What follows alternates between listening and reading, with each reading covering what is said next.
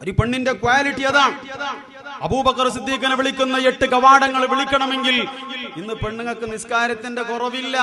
നമ്മളെ നാട്ടിലെ പെണ്ണുങ്ങൾ മൊത്തത്തിൽ ഇവിടെ ഇരുന്ന് 5 ഇരട്ടി ഉണ്ടാവും. ഈ പരിശുദ്ധമായ വിജ്ഞാന സദസ്സിന്റെ ബാക്കിൽ കർട്ടനിന്റെ മറവിൽ ഇൽമ കേൾക്കുന്ന ഉമ്മ എല്ലാത്തിലും മുമ്പന്തിയിലാണ്, നിസ്കാരത്തിലും മുമ്പന്തിയിൽ. അതും മാസത്തിൽ 6-7 ദിവസങ്ങൾ അവർക്ക് റെസ്റ്റാണ്. നോമ്പിന്റെ കാര്യങ്ങളും അങ്ങനെയാണ്. എന്ത് പ്രിയപ്പെട്ടവരെ, ഒരൊറ്റ കാര്യത്തിലാണ് അവർ പിന്നോട്ട് പോയത്. എന്ത്? ചിലപ്പോ ഒരുപക്ഷെ ഭർത്താവിനെ വഞ്ചിക്കാത്തവളാണെങ്കിലും എന്റെ പ്രിയപ്പെട്ട അനുസരണയിൽ വളരെ വൃത്തിഹീനത കാണിക്കുന്നവരാണ് ഭാര്യമാർ, അല്ലേ? അനുസരണക്കേട് കാണിക്കുന്നത് കൊണ്ട് അവർക്ക് സ്വർഗത്തിന്റെ 8 കവാടങ്ങൾ കിട്ടൂല.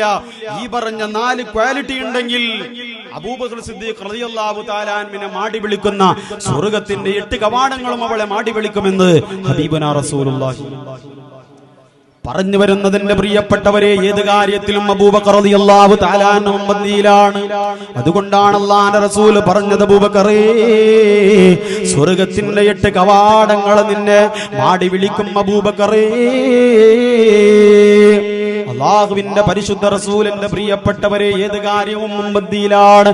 ഏത് കാര്യത്തിലും പ്രിയപ്പെട്ട അബൂബക്കർ മുമ്പന്തിയിലാണെന്ന് പറയാൻ കാരണമുണ്ട്. അല്ലാഹുവിന്റെ പരിശുദ്ധ റസൂൽ ഒരു ദിവസം സുബ്ഹി നമസ്കാരം കഴിഞ്ഞ് തന്റെ പ്രിയപ്പെട്ട സ്വഹാബത്തിന് ക്ലാസ് എടുക്കുകയാണ്.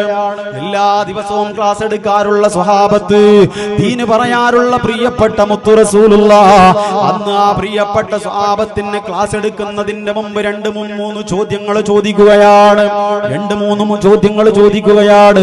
ആ ചോദ്യങ്ങളിൽ നിന്നുള്ള ഒന്നാമത്തെ ചോദ്യം എന്തെന്നറിയോ?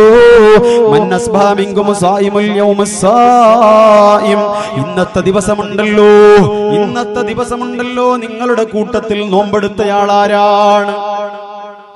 അല്ലാഹുവേ, പടച്ചവനെ, ആരും മിണ്ടുന്നില്ല. അബൂബക്കറുള്ള ഉമറുള്ള സ്വർഗം കൊണ്ട് സന്തോഷവാർത്ത അറിയിക്കപ്പെട്ട പല പൗരപ്രമുഖരായ സ്വഹാബത്തുൽ കിറാമുള്ള സദസ്സിലാണ് അല്ലാഹുവിന്റെ റസൂൽ ചോദിക്കുന്നത്.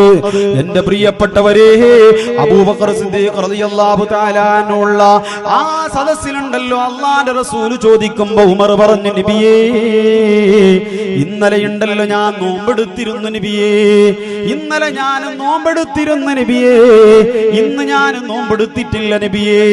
പല സ്വഹാബത്തിന്റെയും മറുപടി അങ്ങനെയാണ്.